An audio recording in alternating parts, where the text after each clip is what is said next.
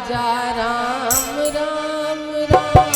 सीता राम राम राम राजा राम राम राम।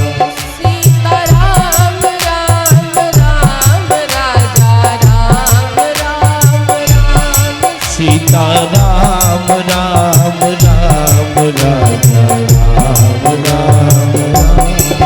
सीता राम राम राम राजा राम राम राम। सीता राम राम राम राजा राम राम राम। सीता राम राम राम राजा राम राम राम। सीता राम राम राम राजा राम राम राम। सीता राम राम राम राजा राम राम राम। सीता राम राम राम राजा राम राम राम।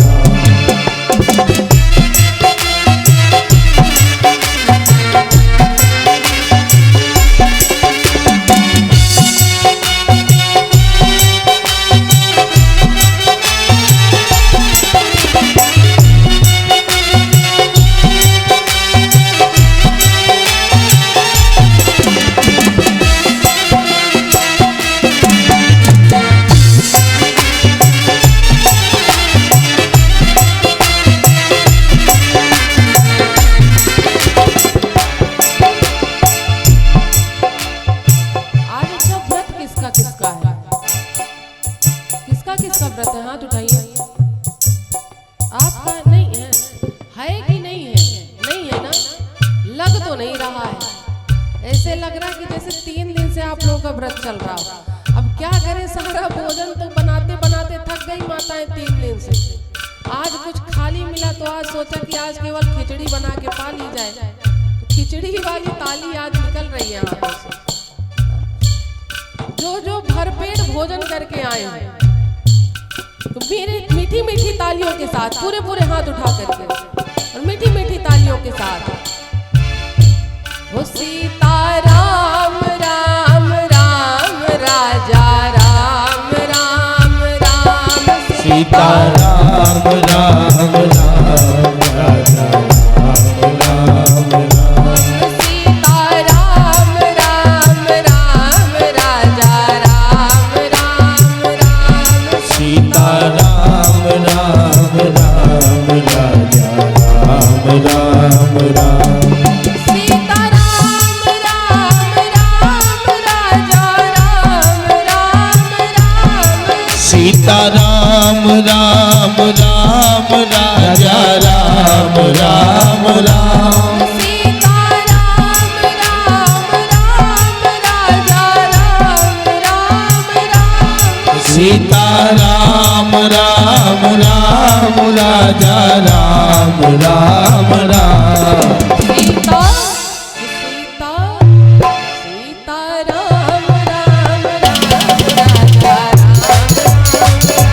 सीता राम राम राम राजा राम राम राम। राम राम राम राजा राम राम राम।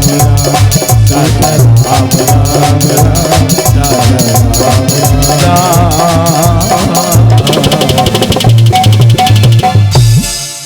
बोल दे श्री आनंद कंद भगवान की जय हो, श्री रामकृष्ण चंद्र सरकार की जय हो, गंगा महारानी की जय हो, यमुना महारानी की जय हो, सरस्वती महारानी की जय हो, श्री प्रयागराज महाराज की जय हो, श्री कामतानाथ जी सरकार की जय हो, श्री चित्रकूट धाम की जय हो, श्री हनुमान जी महाराज की जय हो। आज कथा का कौन सा दिन है? हाँ? 5वां दिन। बता तो इतने ठाठ से रहे 5वां दिन। अब काम ठाठ वाले तो किए नहीं जा रहे। रोज एक ही बात बताते हैं। प्रतिदिन का हमारा एक नियम है, कुछ बताएं ना बताएं ये जरूर बताते हैं किसी के जयकारे में आप थोड़ी कंजूसी करिए तो चल सकता है, वो भी थोड़ी, ज्यादा नहीं। लेकिन हम तो देखते हैं तो बिल्कुल ही चुप रहते हैं। वो क्या है, माइक ना बज रहा हो, वो जयकारा ना लगा रहे हो हमारे वादा, तो किसी की आवाज नहीं निकल सकती है। ऐसे चुपचाप सोचते हैं कि हम यहाँ मेहनत करने थोड़ी ना आए हैं, चुपचाप बैठ के सुनने आए हैं और सुनते सुनते सोने आए हैं। 2 काम करने के लिए आए, तीसरा काम करने नहीं आए। सुनने आए हैं और सोने आए हैं, बोलने तो आए ही नहीं है। कोई कितना भी हमको कह दे, ऐसा मत करिए। पूरी कथा में तो मौन ही रहना है। कम से कम भगवान के संकीर्तन में और भगवान के जयकारे में मुख से जरूर वचन निकालिए, और खासकर हनुमान जी महाराज की। क्योंकि देखिए, हम आप सब उन्हीं के ही चरणों में बैठे हुए हैं। बंधा में हमारे हनुमान जी महाराज लेटे हुए हैं, विश्राम कर रहे हैं, और उन्हीं के चरणों में लेट करके, उन्हीं के चरणों में बैठ करके और उन्हीं के जयकारे में कंजूसी कर रहे हैं, है ना। अच्छी बात तो नहीं है अब, लेकिन भले अच्छी बात ना हो, लेकिन अब मानेंगे नहीं। आप कहिए चाहे रोज, कसम खा के घर से एक चीज हम करके आते हैं। क्या? 2 कान भगवान ने दिए है ना, सबको 2 कान दिए।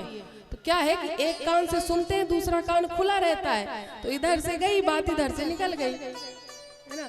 अब बची कुची कसर रही, तो जब पंडाल से जाने लग जाते हैं तो बढ़िया उठे तो कपड़ा उपड़ा झाड़ा, तो जितनी कथा सुनी सब पंडाल में छोड़ के चले गए, घर कुछ ले ही के नहीं गए, कहाँ से याद रहे। तो जब भगवान का जयकारा की बात आए ना, तो एक कान खोलिए, एक बंद करके सुन लिया करिए, ताकि वो मस्तिष्क में बैठ जाए। तो हमें आपको क्या करना है? जोर से, शोर से और घनघोर से जयकारा लगाना है। बोल दे श्री हनुमान जी महाराज की।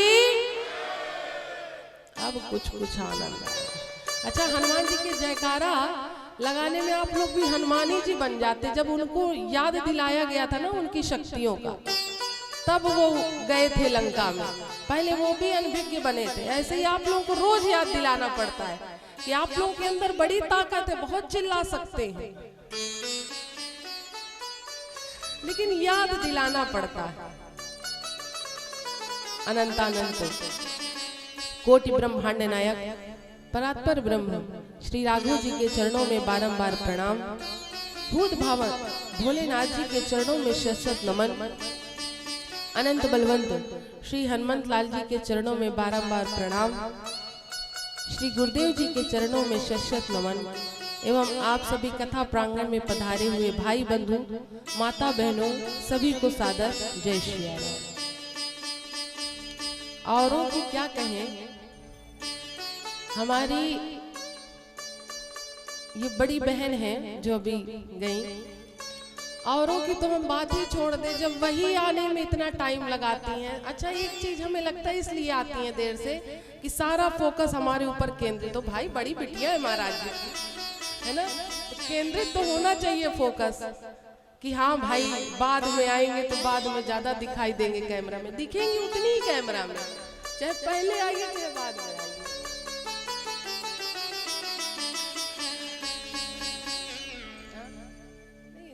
बोल लीजिए, देखिए आप बड़ी बहन है, कुछ भी बोल सकते हैं। अब कहती है अब क्या बोले, क्या है, सो जाती है ना, नींद लग जाती है। माइक जब सोने नहीं दिया जाता तो भी कहते अब चलो, अब उठो, कंघी करो, अब चले, अब क्या करें। हम आप सभी इस 9 दिवसीय श्री राम कथा के आज 5वें दिवस पर एकत्रित हुए। यह श्री राम कथा विगत 4 दिनों से चल रही थी। आज इस कथा का 5वां दिन है और आने वाले 4 दिनों तक श्री राम कथा और चलेगी। उसके पश्चात ठीक अगले दिन से श्रीमद् भागवत कथा प्रारंभ हो जाएगी। बस व्यास जी दूसरे हो जाएंगे, यजमान जी दूसरे हो जाएंगे। यजमान जी कह रहे हैं एक ही में इतना खर्चा हुआ जा रहा है, दोबारा में नहीं बैठेंगे, कह रहे हैं एक ही बार पार पड़ जाए। एक आए कह रहे हैं अभी कितने दिन बचे हैं, वो बेचारे चेंज करा करा परेशान है, फिर पूछते कितने दिन बचे। बस ज्यादा नहीं, 4 दिन और बचे। तो आज हम आप सभी कथा के 5वें दिवस पर एकत्रित हुए। पूर्व के प्रसंग के अंदर हम आप सभी ने कौन सी कथा सुनी यजमान जी? एक यजमान जी हमारे बड़े प्यारे हैं, बड़े अच्छे, सच बता रहे हैं, दीन दुनिया से उनको कोई मतलब नहीं है, वो सब से तो हमारे भी क्षेत्र के हैं, ऐसा नहीं है, हम भी दमोह जाते रहते हैं, ऐसा मत बोलो। वो सबसे बेचारे सबसे अलग, उनसे कोई दीन दुनिया से मतलब नहीं। वो पूरी कथा सुनते हैं, बस बताते नहीं है कि कथा में क्या हुआ। यजमान जी कल आपने कौन सी कथा श्रवण करी? नहीं याद है? चलिए आज याद कर लीजिएगा। नहीं याद करेंगे, वो सीधे कह रहे हैं नहीं याद करेंगे। ऐसे होने चाहिए, तटस्थ अपनी बात पे, बिल्कुल। यजमानी जी कुछ बोल रहे हैं। पूर्व के प्रसंग के अंदर जय हो। पूर्व के प्रसंग के अंदर हम आप सभी ने भगवान को कहां विश्राम दिया है? जनकपुरी और मिथिला। चलिए याद है, धन्यवाद। क्या हम भूल जाते हैं? तो भगवान पूर्व के प्रसंग के अंदर मिथिला में प्रवेश करते हैं। अभी मिथिला की नगर सीमा में ही है, भगवान मिथिला के अंदर नहीं पहुंचे। मिथिला के बाहर ही विश्वामित्र जी ने बड़ा सुंदर स्थान देखा, वहीं पर राम जी और लक्ष्मण जी के साथ विश्राम किया। जनक जी को पता चला कि विश्वामित्र जी का नगर में आगमन हुआ है। जैसे ही जनक जी को ये पता चला तो जनक जी अपने मंत्रिमंडल के साथ, अपने गुरु शतानंद जी आदि के साथ विश्वामित्र जी के स्वागत के लिए पहुंचे। एक निवेदन करें कि जब हमारे नगर ग्राम में कभी किसी संत का आगमन हो, विद्वान का आगमन हो, तो हमको स्वयं उनका स्वागत करने के लिए जाना चाहिए। चाहे वह कितना बड़ा व्यक्ति हो या छोटा व्यक्ति हो, इससे मतलब नहीं है। जब भी नगर में या घर में, कुटिया में किसी संत का, विद्वान जन का आगमन हो, तो जो घर का मुखिया होता है उसको सदैव स्वागत के लिए पहुंचना चाहिए। अपने नौकर चाकर, अपने बेटे या आदि किसी को साथ में लेके जाइए, लेकिन आप स्वयं जाइए। ये क्या है? ये सम्मान है। किसका? संत का। और हमें सदैव संत का सम्मान करना चाहिए। देखिए, संत धन का भूखा नहीं है, संत भाव का भूखा है। अगर आप संत के सामने अपना भाव रख देंगे ना, तो आप कुछ ना दीजिए संत को तो भी वो प्रसन्न है। अगर आप संत के आगे भाव नहीं रख पाए तो पैसा चाहे जितना देते रहिए, संत के मन में वो आशीर्वाद आपके लिए नहीं निकलेगा जो भाव देख के निकलता है। इसलिए संत के सामने सदैव अपने भाव लेके जाइए, सम्मान लेकर के जाइए। जैसे ही जनक जी को पता चला कि विश्वामित्र जी का आगमन हुआ है, तो जनक जी अपने मंत्रिमंडल आदि सभी के साथ गए स्वागत के लिए। जनक जी ने विश्वामित्र जी का स्वागत किया, चरण प्रक्षालन किए, जलपान कराया, और जैसा व्यवहार जनक जी कर रहे थे, ठीक वैसा व्यवहार उनके साथ जो मंत्रिमंडल गया हुआ था, उनके साथ जो लोग गए हुए थे, उन्होंने भी वैसा ही व्यवहार किया। देखिए, घर का मुखिया, घर का बड़ा जैसा व्यवहार करता है, वही घर के बच्चे देख करके सीखते।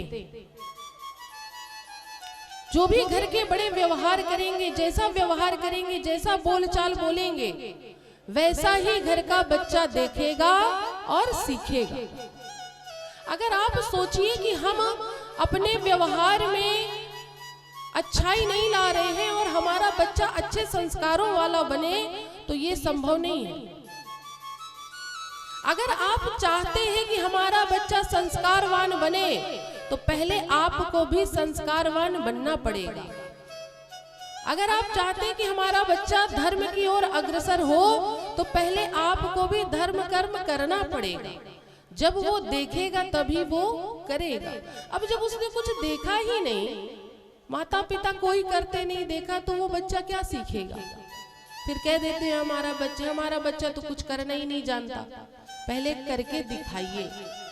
आज जनक जी महाराज जैसा जैसा व्यवहार कर रहे हैं वैसा व्यवहार उनके साथ गए हुए लोग भी कर रहे हैं। विश्वामित्र जी जनक जी के इस व्यवहार से बड़े प्रसन्न हुए और नाना प्रकार से जनक जी को आशीर्वाद दिया। उसी समय पर राम जी और लक्ष्मण जी का आगमन हुआ। राम जी लक्ष्मण जी का आगमन हुआ। जैसे ही जनक जी ने राम जी को देखा, जनक जी राम जी को निहारते ही रह गए, देखते ही रह गए। देखिए, जनक राज एक विदेही है, अर्थात वो निर्गुण उपासक है, वो सगुण उपासक नहीं है, वो मूर्ति उपासक नहीं है, वो निर्गुण उपासक है। लेकिन जैसे ही जनक जी ने राम जी को देखा है, जनक जी सब कुछ भूल गए और राम जी को निहारते रह गए, उनके रूप को निहारते रह गए, उनके सौंदर्य को निहारते रह गए। टकटकी लगाए देख रहे हैं जनक जी राम जी को। जनक जी को ऐसा लग रहा है कि आज मैंने वो दर्शन कर लिया जिसके लिए ऋषि मुनि हजारों हजार वर्ष तपस्या करते हैं और तब भी वो दर्शन करने के लिए लालायित रहते हैं। आज मैंने बिना जप और तप किए ऐसे ही दर्शन प्राप्त कर लिए। जनक जी इतने प्रसन्न हो गए। राम जी जनक जी को निहार रहे हैं, जनक जी राम जी को निहार रहे हैं, विश्वामित्र जी सब देख रहे हैं। विश्वामित्र जी ने मन ही मन में सोचा कि जनक जी आप चिंता मत करिए, आपको मैं सदा सर्वदा के लिए ऐसा मौका देने के लिए लेके आया हूं ऐसी मूर्ति। जनक जी के मन की बात विश्वामित्र जी समझ गए, क्योंकि जनक जी मन ही मन में सोच रहे हैं कि भगवान की अगर ऐसी कोई कृपा हो जाए भोलेनाथ की कि इनका मुझसे कोई भी संबंध बन जाए। अब पुत्र का संबंध तो बन नहीं सकता क्योंकि ये दशरथ जी के पुत्र हैं। गुरु का संबंध बनाया नहीं जा सकता क्योंकि इनके कुल गुरु वशिष्ठ जी हैं। अब एक ही संबंध बचता है जिस कारण से मेरा इनका दर्शन होता रहे, मिलते रहे। अगर विधाता वो कृपा कर दे तो आनंद आ जाएगा, लेकिन मुझे उसमें शंका लग रही है। क्यों शंका लग रही है? क्योंकि जनक जी ने अपनी पुत्री सीता जी के स्वयंवर की रचना रखी है और उसमें प्रतिज्ञा करी है कि जो शिव जी के पिनाक धनुष पर प्रत्यंचा चढ़ाएगा वही सीता जी का वरण करेगा। और ये राजकुमार तो दोनों बड़े सुकुमार हैं और बड़े छोटे हैं, ये कैसे उस शिव जी के पिनाक धनुष पर प्रत्यंचा चढ़ाएंगे? ये तो बड़े कोमल हैं, बड़े सुकुमार हैं। जनक जी ये सोच ही रहे थे तो विश्वामित्र जी जनक जी की इस बात को समझ गए। तो विश्वामित्र जी कहते हैं कि जनक जी आइए मैं आपको इनका परिचय कराता हूं। ये दशरथ जी के पुत्र राम हैं, बड़े पुत्र, और इनके आप रूप रंग पे मत जाइएगा, इनके आप सौंदर्य को तो देख ही रहे हैं। ये बाहर से जितने सुंदर है, सुकुमार है, अंदर से उतने ही साहसी और बलवान भी हैं। इनकी आप उम्र पे मत जाइए कि ये छोटे से हैं, सुकुमार से हैं तो बड़े कोमल होंगे। मैं आपको बताऊं जनक जी, मार्ग में इन्होंने ही ताड़का जैसी राक्षसी का संहार किया है। मारीच को बिना भर के फेंका तो वो जाके 100 योजन दूर गिरा है। ये इतने बलशाली हैं, इतने बलवीर हैं, आप इनके सुकुमारपन पे मत जाइए। जब विश्वामित्र जी ने ये कहा कि ये बड़े बलशाली हैं, ताड़का को मार चुके हैं, अब जनक जी के अंदर थोड़ा सा कॉन्फिडेंस आया कि हाँ भाई ये शिव जी के पिनाक धनुष को उठा सकते हैं। जनक जी ने मन ही मन में भोले बाबा से कामना करी और कामना करने के बाद विश्वामित्र जी से आदेश लिया और पुनः महल में आए। शाम हुई, शाम के समय पर राम जी विश्वामित्र जी से कहते हैं कि गुरुदेव, यदि आपकी आज्ञा हो तो लखन लाल कुछ कह रहे हैं। विश्वामित्र जी ने कहा कि क्या कह रहे हैं? तो राम जी ने कहा कि लक्ष्मण जी मिथिला नगर घूमना चाहते हैं कि कैसा है मिथिला, जनकपुरी कैसी है, बड़ा नाम सुना है।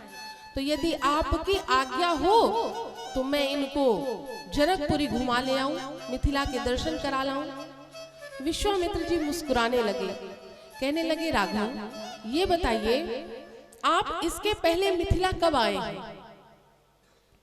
राम जी ने कहा गुरुदेव, मैंने तो पहली बार आप ही के मुख से नाम ही सुना है मिथिला का, आने की तो बड़ी दूर की बात है और आप ही के साथ आया हूँ। तो गुरुजी ने कहा कि विश्वामित्र जी ने कहा कि राघव, जब आप यहाँ कभी आए नहीं तो आप लक्ष्मण को घुमाएंगे कैसे? अच्छा, घुमा वही व्यक्ति सकता है ना जो पहले से उस जगह को घूम के रखा हो, है कि नहीं? अब हम पहली बार कहीं जाएं और दूसरे को भी लेके चल दे कि चलो भैया घुमा के लाते, तो खुद भी घूमेगा, दूसरे को भी घुमाता रहेगा, है ना? खुद ही रास्ता ढूंढेगा कि यहीं से तो निकले थे, कहाँ गए?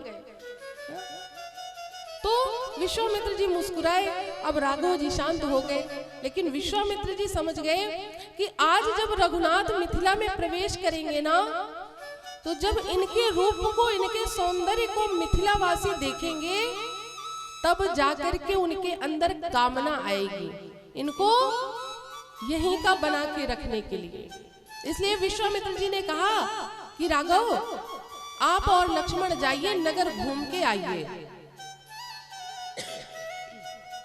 अब राम जी और लक्ष्मण जी गुरु जी की आज्ञा से मिथिला में जाने के लिए निकलते हैं। गुरु जी ने कहा कि राघव आराम से आइएगा, कोई जल्दी नहीं है। अब तो निश्चिंत हो गए राम जी और लक्ष्मण जी। अब दोनों भाई मिथिला नगर में प्रवेश करते हैं। जैसे ही मिथिला नगर में प्रवेश किया तो सबके अलग अलग ग्रुप बने हुए थे, पुरुषों के अलग, माताओं के अलग और बाल मंडली के अलग।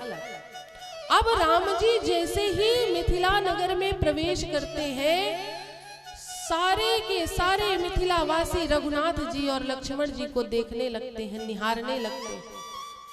सब टकटकी लगाए भगवान को निहार रहे हैं, भगवान के सौंदर्य को, भगवान के रूप को निहार रहे हैं। और जितनी मिथिलानियां हैं, अच्छा माताओं का स्वभाव होता है, जो न्यूज पत्रकारों के पास भी नहीं होगी वो खबर माताएं रखती हैं, पत्रकारों को भी फेल कर देती हैं माताएं। जो खबर किसी को ना पता हो और आप माता से किसी से पूछ लीजिए, वो बता देंगे। वही हाल मिथिलानियों के थे। जैसे ही राम जी लक्ष्मण जी नगर में प्रवेश करे, अब मिथिलानियां अपने अपने समाचार बताना प्रारंभ करती हैं। क्या कहती हैं कि कोई आया सखी आज नगरिया में, कोई आया सखी आज नगरिया में, कोई आया सखी आज नगरिया में, कोई आया सखी आज नगरिया में, कोई आया सखी आज नगरिया में।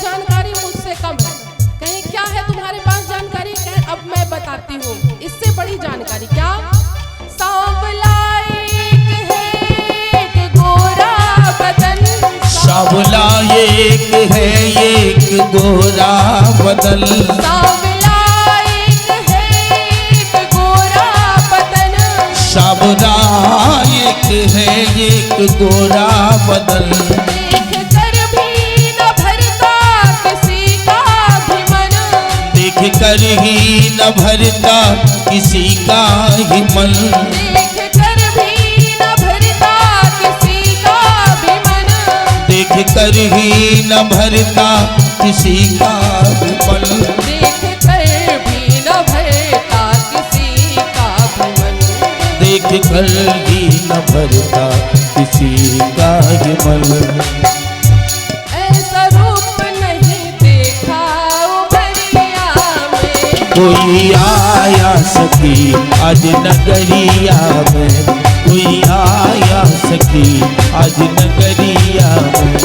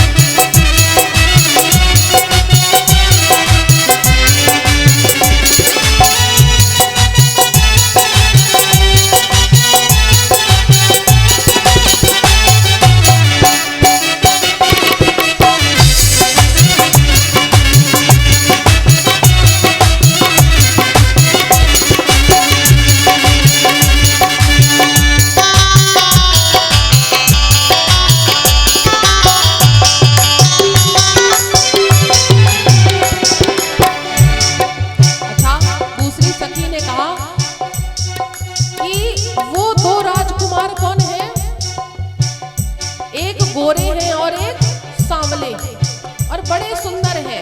ऐसा रूप आज तक किसी ने नहीं देखा होगा, इतने सुंदर हैं वो दोनों राजकुमार।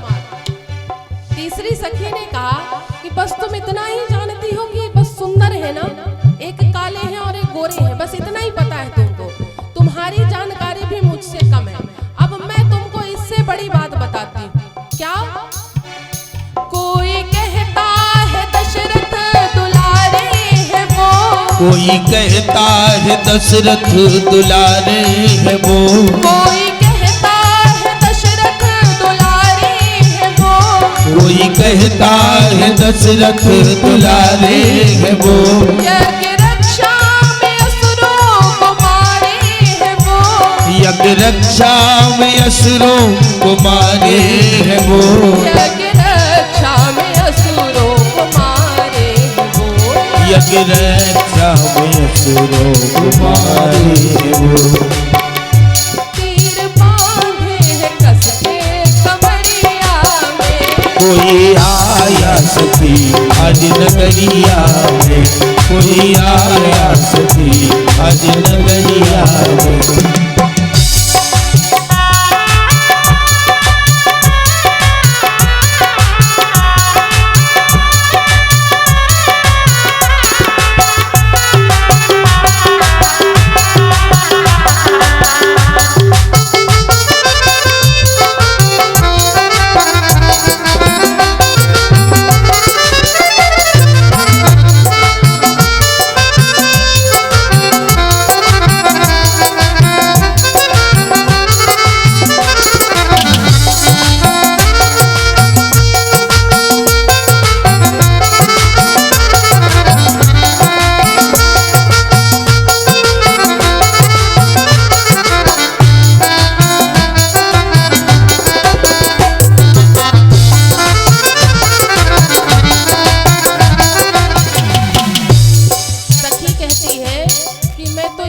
जानती हूँ कि वो किसके पुत्र हैं और क्या क्या कारनामे करके आए हैं। वो कोई साधारण राजकुमार नहीं है, वो राजा दशरथ जी के पुत्र हैं और बड़े बलशाली हैं। उनके केवल रूप पे मत जाओ, इन दोनों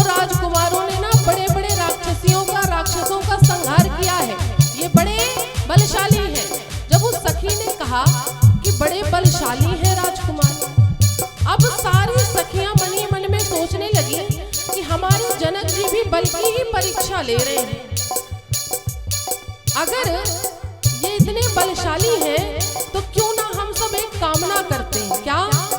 शादी उनसे ही होती जो हर हाल में, शादी उनसे ही होती जो हर हाल में, शादी उनसे ही होती जो हर हाल में, शादी उनसे ही होती जो हर हाल में।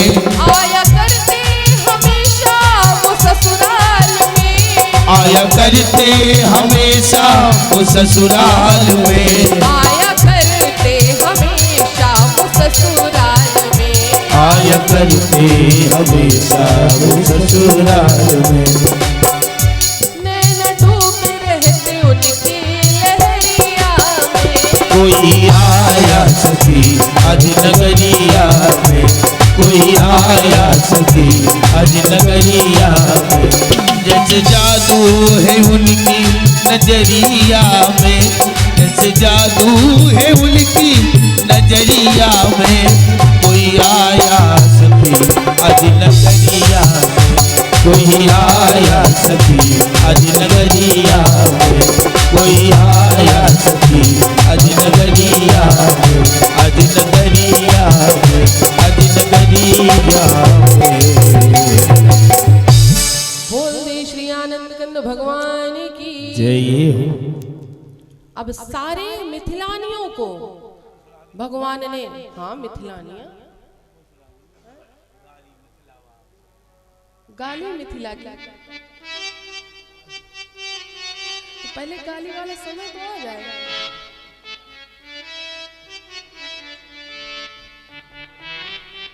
हमारे जो आर्गन वाले हैं इनको गाली बड़ी सुनने में अच्छी लगती है। अब ये चाह रहे हम तो हर जगह सुनते ही हैं गाली, आज भगवान को पहले ही सुना दे कि धरि ध्यान सुनो धनुधारी, गारी मिथिला की।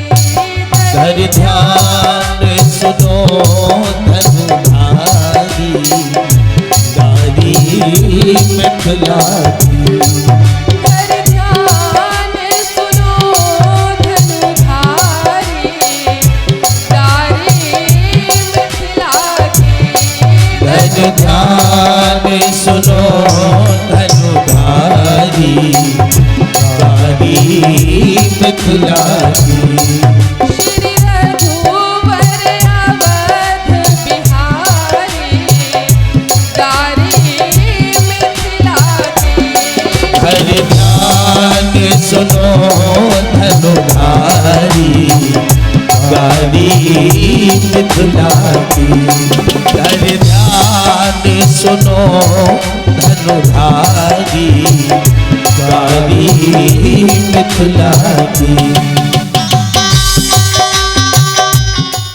अब मानता भैया का चार विवाह ना हो भगवान का, हाँ? भगवान राम जी लक्ष्मण जी अपने सुंदर रूप का दर्शन करा के यज्ञशाला की प्रदक्षिणा करके पुनः गुरु जी के पास आए। रात्रि हुई, रात्रि में गुरु जी की सेवा करी। सेवा करने के बाद राम जी लक्ष्मण जी विश्राम करते हैं। प्रातः काल हुआ। प्रातः काल होने के बाद राम जी लक्ष्मण जी गुरु जी की सेवा करते हैं, पूजन सामग्री इकट्ठा करते हैं और पूजन सामग्री इकट्ठे करने के बाद अब गुरुदेव भगवान के पूजा के लिए भगवान फूल लेने के लिए जनक जी की पुष्प वाटिका में जाते हैं। कहे लक्ष्मण, मैंने बड़ा नाम सुना है जनक जी की पुष्प वाटिका का, आओ आज गुरु जी के पूजन के लिए वहीं से पुष्प लेकर के आते हैं। राम जी लक्ष्मण जी पुष्प लेने के लिए जनक जी की पुष्प वाटिका में पहुंचे। राम जी ने लक्ष्मण जी से कहा कि लक्ष्मण देखो यहाँ पर कोई दिखाई नहीं दे रहा, कोई माली दिखाई नहीं दे रहा, पहले उससे आज्ञा ले लो, उसके बाद वाटिका में प्रवेश करते हैं।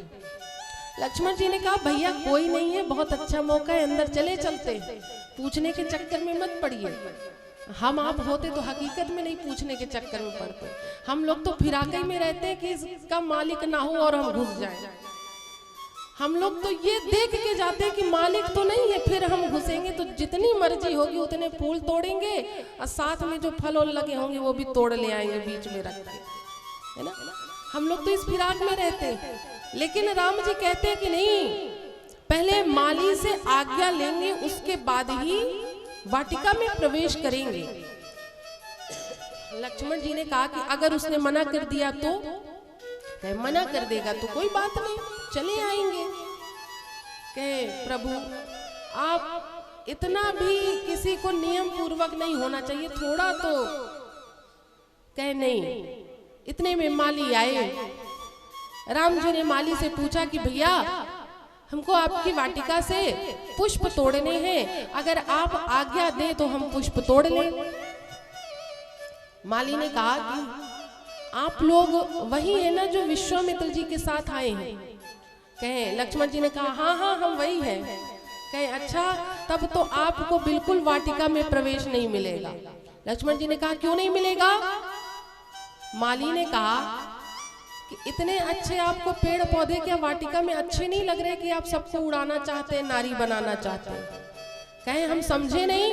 कहे मुझको सब पता है, जब आप मार्ग में आ रहे थे ना तो आपके इन्हीं भैया के चरण उस शिला पर पड़े थे और वह शिला नारी बन गई थी और वो आकाश में उड़ गई थी।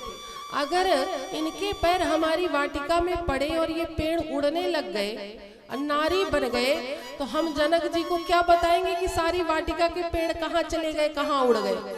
इसलिए इनको अंदर नहीं जाने दिया जाएगा।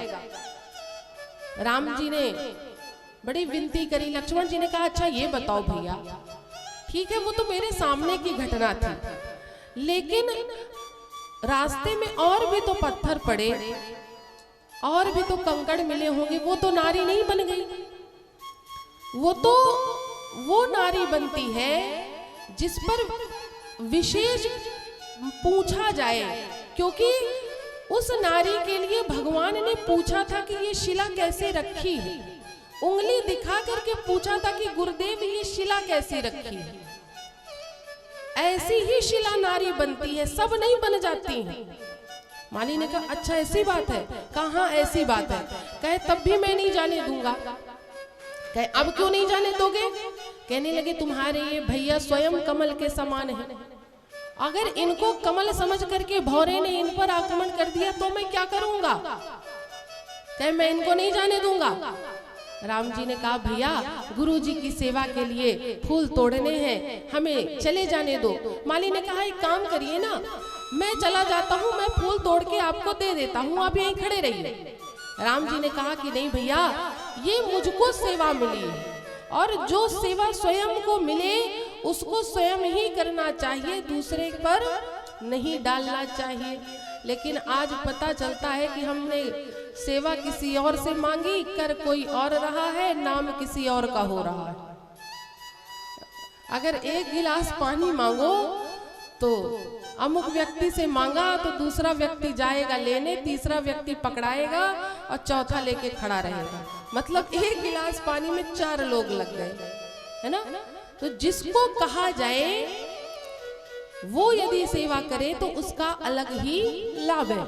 इसलिए राम जी ने कहा कि ये सेवा का दायित्व तो मेरा है, तो फूल तो मैं ही तोड़ के लाऊंगा। तब माली ने कहा अच्छा ठीक है, जब आप इतनी जिद कर रहे हैं तो मेरी एक शर्त है। क्या शर्त है? कि आपको हमारी किशोरी जी का जयकारा लगाना पड़ेगा।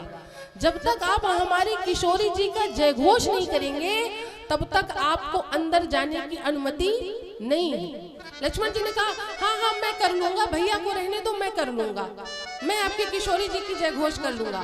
कहे नहीं, दोनों भाइयों को करनी पड़ेगी। राम जी ने कहा अच्छा ठीक है भैया हम करने को तैयार है। तो माली ने कहा बोल दे श्री जनक नंदनी की। सब जाना चाहते हैं फूल तोड़ने। अब इतने अच्छे फूल है वाटिका में। राम जी लक्ष्मण जी ने जय घोष किया और वाटिका में पहुंचे। इधर राम जी लक्ष्मण जी वाटिका में पुष्प तोड़ने के लिए पहुंचे। उधर महल से कौन आया? महल से अब उसी वाटिका में जगत जननी माता सीता का आगमन होता है। कितने ही अवसर सीता तहाँ आई, नहीं अवसर सीता कहाँ आई, नहीं अवसर सीता तहाँ आई, नहीं अवसर सीता कहाँ आई। गिरिजा पूजन जननी पठाई, गिरिजा पूजन जननी पठाई, गिरिजा पूजन जननी पठाई, गिरिजा पूजन जननी पठाई। संग सखी सब सुभग सयानी, संग सती सब सुभग सयानी, संग सखी सब सुभग सयानी, संग सती सब सुभग सयानी। गावहि गीत मनोहर वाणी, गावहि गीत मनोहर वाणी, गावहि गीत मनोहर वाणी, ओ गावहि गीत मनोहर वाणी। नहीं अवसर सीता कहाँ आई, गिरजा पूजन जननी पठाई। माता सुनैना ने माता सीता को गिरजा जी के पूजन के लिए भेजा है, गिरजा जी के मंदिर में। और ये गिरजा जी का मंदिर उसी वाटिका में है। माता सीता अपनी 8 सखियों के साथ, 4 आगे 4 पीछे, बीच में हमारी माता सीता विराजमान है। और वो अपनी 8 सखियों के साथ गिरजा पूजन के लिए महल से निकलती हैं। और सारी सखियां मनोहर गीत गा रही हैं, मंगल गीत गा रही हैं, और बीच में माता सीता चल रही है। अब माता सीता कहाँ आई? अभी मंदिर नहीं गई है, पहले माता सीता गई सरोवर में। क्या करने? हाँ, मज्जन करे सर सखिन समेता, मज्जन करे सब सखिन समेता, मज्जन करी सर सखिन समेता, मज्जन करे सर सखिन समेता। गई मुदित मन गौरी निकेता, गई मुदित मन गौरी निकेता, गई मुदित मन गौरी निकेता, गई मुदित मन गौरी निकेता। माता सीता पहले सरोवर में गई और सरोवर में जाकर के मज्जन किया। एक निवेदन करें, जब भी हम किसी मंदिर में जाएं तो सबसे पहले अपने आप को शुद्ध करना चाहिए। अर्थात मंदिर में प्रवेश करने के पहले हमको अपने हाथ पैर धुल लेने चाहिए, स्वच्छ कर लेने चाहिए। उसके पश्चात ही हमको मंदिर में प्रवेश लेना चाहिए। माता सीता भी पहले सरोवर में गई, मज्जन किया, उसके पश्चात अब पहुंची हैं माता गौरी के मंदिर। और क्या करती हैं? पूजा कीन अधिक अनुरागा, पूजा कीन अधिक अनुरागा, पूजा कीन अधिक अनुरागा, पूजा कीन अधिक अनुरागा। विजय अनुरूप सुभग वर मांगा, निज अनुरूप सुभग वर मांगा, विजय अनुरूप सुभग वर मांगा, निज अनुरूप सुभग वर मांगा। अब माता सीता गौरी जी के मंदिर में पहुंची और माता गौरी की अधिक अनुराग के साथ पूजा करी। देखिए, जब हमारे जीवन में कोई विशेष पर्व आने वाला होता है, विशेष समय, तो हम लोग प्रतिदिन से ज्यादा पूजा करते हैं। अगर किसी बच्चे का कल पेपर है तो वो जो एक अगरबत्ती भी भगवान के आगे नहीं जलाता, वो भी 10-10 अगरबत्ती लेके भगवान के आगे खड़ा हो जाता है कि भगवान आज का पेपर बनवा देना, फिर और कुछ नहीं मांगूंगा, है ना। नौकरी में जाना है, भगवान आज ये नौकरी दिला देना, इसके बाद और कुछ नहीं मांगूंगा। बड़े अनुराग के साथ पूजा होती। माता सीता तो रोज पूजा करती थी, लेकिन आज माता सीता अधिक अनुराग के साथ पूजा कर रही हैं। और पूजा के बाद माता गौरी से क्या मांगा? निज अनुरूप सुभग वर मांगा। अर्थात कहा कि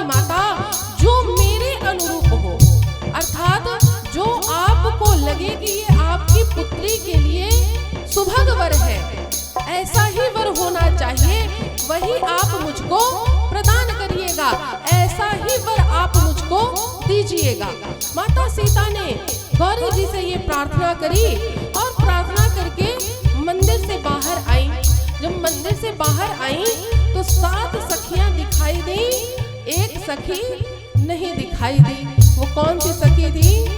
हाँ, एक सखी सिया संग बिहाई, एक सखी सिया संग बिहाई, एक सखी सिया संग बिहाई, एक सखी सिया संग बिहाई। गई रही देखन फुलवारी,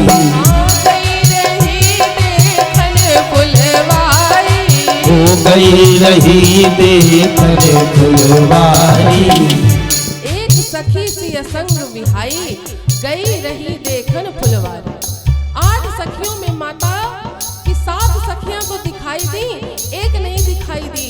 जब एक नहीं दिखाई दी तो माता ने पूछा कि वो सखी कहाँ गई।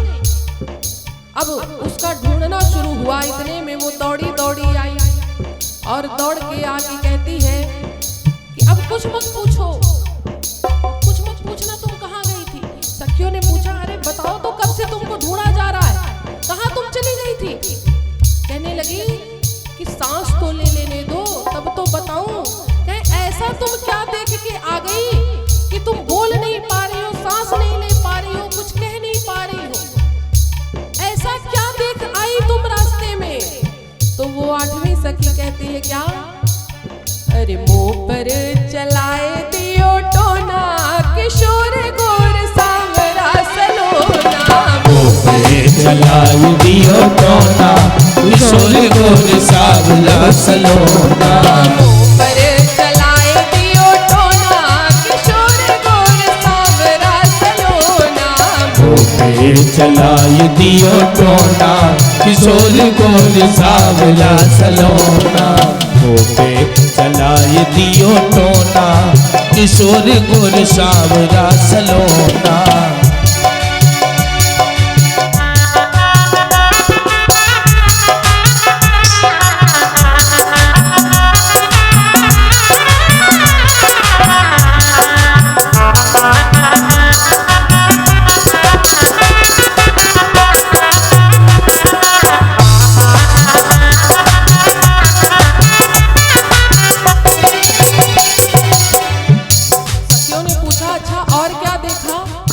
किशोर गोर को तो देखा, और क्या देखा? तब वो सखी कहती क्या? हाँ, सांवरे सलोने को बगिया में देखा, सांवरे सलोने को बगिया में देखा, सांवरे सलोने को बगिया में देखा, सांवरे सलोने को बगिया में देखा, बगिया में देखा, बगिया में देखा, बगिया में देखा, बगिया में देखा। सांवरे सलोने को बगिया में देखा, सांवरे सलोने को बगिया में देखा। कैसे देखा? हाथ में लिए फूल तोड़ा, किशोर गोर सांवरा सलोना। चलाए गयो टोना, किशोर गोर सांवरा सलोना। चलाए गयो टोना, किशोर गोर सांवरा सलोना।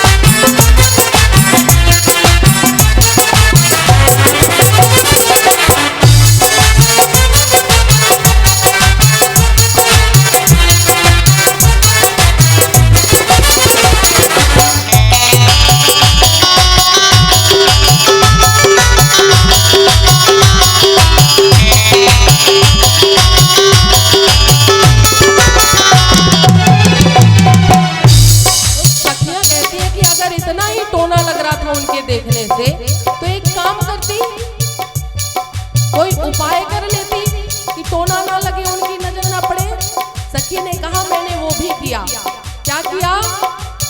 सांवरे को देख सखी घूंघट निकाल रही, सांवरे को देख सखी बोल नहीं पा रही, सांवरे को देख सखी घूंघट निकाल रही, सांवरे को देख सखी घूंघट नहीं पा रही, घूंघट निकाल रही, घूंघट निकाल रही, घूंघट निकाल रही, घूंघट निकाल रही, सांवरे को देख सखी घूंघट निकाल रही, सांवरे को देख सखी घूंघट निकाल रही। तो फिर नजर कैसे लगी?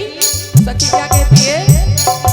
बाकी रहा एक कोना, किशोर गोर सांवरा सलोना, पे चलाए गयो टोना, किशोर गोर सांवरा सलोना, पे चलाए गयो टोना, किशोर गोर सांवरा सलोना।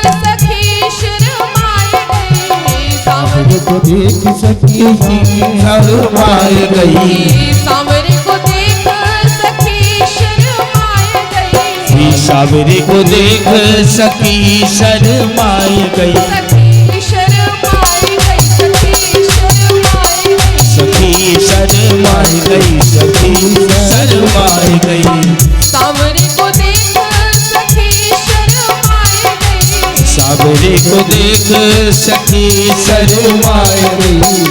और क्या कहती है? और जो ये बात कहना चाहता हो, केवल वही सखी नहीं, जो ये बात कहना चाहता हो, पूरे पूरे हाथ उठाइएगा और मीठी मीठी तालियों के साथ। अरे हो गया, अरे हो गया जो कुछ होना, किशोर गोर सांवरा सलोना, चलाए गयो टोना, किशोर गोर सांवरा सलोना, चलाए गयो टोना, किशोर गोर सांवरा सलोना, चलाए गयो टोना, किशोर गोर सांवरा सलोना, चलाए गयो टोना, किशोर गोर सांवरा सलोना, किशोर गोर सांवरा सलोना, किशोर गोर सांवरा सलोना, किशोर गोर सांवरा सलोना, किशोर गोर सांवरा सलोना। बोल दे सांवरे सरकार की जय हो। सखी ने युगल किशोर की सरकार के दर्शन कराए, वर्णन किया। अब अन्य जो सखियां थी उनसे रहा नहीं जा रहा था। जब कोई अच्छी चीज कोई देख के आ जाए ना, तो साथ वाले को जब बताता है उसका भी मन करता है, यही बस क्यों देखे, मैं क्यों ना देखूं। तो वो सखियां भी कहती हैं कि राजकुमारी, इसने तो इतने सुंदर राजकुमार के दर्शन कर लिए और हम क्यों वंचित रह जाएं। अब तो हमारे अंदर भी लालसा आ गई है उनके दर्शन करने के लिए। और राजकुमारी, आपसे निवेदन है, एक बार आप भी दर्शन कर लें, बाद में ये मौका मिले ना मिले। माता सीता से सखियों ने बड़ा अनुरोध किया, तो माता सीता अब 8 सखियों के साथ उसी वाटिका में जाती हैं जहां पर भगवान पुष्प तोड़ रहे हैं। अच्छा, भगवान पुष्प तोड़ नहीं रहे हैं, भगवान पुष्प ले रहे हैं। कैसे? जब भगवान पेड़ के पास जाते, पुष्प के पास जाते ना, तो जैसे ही भगवान हाथ आगे करते, पुष्प स्वयं भगवान के हाथों में आ जाते हैं। क्यों? क्योंकि पुष्प भी जानते हैं, पेड़ भी जानते हैं कि ये हमारे होने वाले जमाता है, हमारे होने वाले जीजा जी हैं। और जीजा जी की बड़ी खातिरदारी ससुराल में होती है ना साले साहब। अभी नया नया है तो ज्यादा होती है, बाद में तो सब ठीक ही है। शुरू की ज्यादा खातिरदारी होती है, और जब होने वाले होते हैं तब तो और ज्यादा होती है। होने के बाद हो ना हो, क्योंकि अब तो हो गए, अब करो चाहे ना करो। लेकिन जब होने वाले होते हैं तब बड़ी खातिरदारी होती है। क्या बढ़िया जगह से समोसे आएंगे, मिठाई आएगी, और जीजा जी क्या आपको अच्छा लगता है वही मंगाया जाए। तो यहाँ पर भगवान भी जनकपुरी के होने वाले जमाता है। तो पेड़ पौधे जानते हैं, पुष्प जानते हैं कि ये होने वाले जमाता है, इनसे काम नहीं लेना। बाद में ये करे ना करे वो जनक जी जाने, उनको करवाना होगा तो करवाएंगे काम, हम क्यों करें। तो इसलिए पुष्प भगवान को मेहनत नहीं करने दे रहे हैं। भगवान हाथ आगे करते वो अपने आप टूट के भगवान के हाथ में आ जाते। और अब आप दर्शन करिए, भगवान इतने सुकुमार हैं कि भगवान पुष्प तोड़ने की मेहनत भी नहीं कर रहे, उसके बाद भी भगवान के ललाट में पसीना आ गया। कितने सुकुमार हैं, बाप उनके सुकुमारता के दर्शन करें। अगर काम करे कोई व्यक्ति उसके बाद पसीना आए तब तो ठीक है, लेकिन भगवान खड़े हैं, पुष्प ले रहे हैं, उसके बाद भी भगवान पसीने से तर हो गए। इतने सुकुमार हैं भगवान। अब माता सीता के पायलों की जब खनक भगवान के कानों में पड़ी तो उन्होंने लक्ष्मण जी से कहा कि लक्ष्मण, लगता है कोई आ रहा है। लक्ष्मण जी ने कहा आने दीजिए, हम तो आज्ञा लेके आए हैं, कौन सा चोरी से घुसे, आने दीजिए जिसको आना होगा। अब यहाँ पर प्रथम बार श्री रघुनाथ जी और माता सीता जी एक दूसरे को निहारेंगे, दर्शन करेंगे। पहली बार एक दूसरे के दर्शन करने जा रहे हैं। लक्ष्मण जी इस बात को समझ गए, तो लक्ष्मण जी जानबूझ करके थोड़ी अलग हो गए। और अब माता सीता